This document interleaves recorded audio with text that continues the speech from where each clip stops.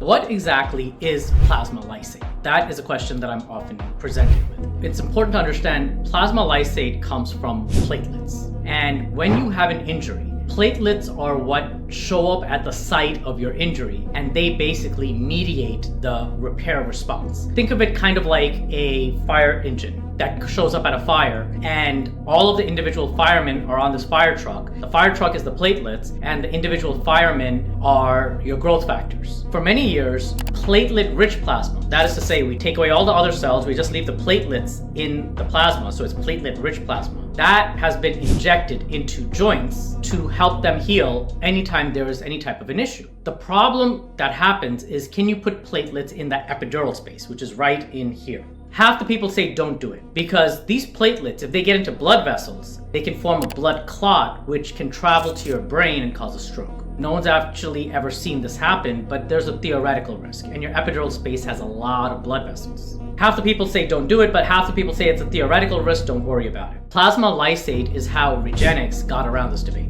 We cut open the platelets. So we basically dismantle the fire truck, release the growth factors, we basically take the firemen, and we have that substance, those growth factors, in our plasma. So if there's no platelet, it's not going to cause a blood clot, because a blood clot is just a bunch of platelets stuck together. So the platelets are washed away, and all their growth factors are in the serum. So that is what we call plasma lysate, and that can easily be injected into the epidural space without this fear that if it gets into the blood vessel, it can cause a stroke. So plasma lysate is just your growth factors in plasma. Can you use plasma lysate anywhere that you use platelet-rich plasma? Absolutely. Why are people still using PRP? Because PRP is cheaper. It's a lot more money and it costs a lot of labor to cut open a platelet, release the growth factors. I use PRP for everything, but when it comes to epidural space, I don't think the cost is prohibitive. I think that the risk is too much. I use plasma lysate. If you want to learn more about this, please drop the word doctor in the comment section below.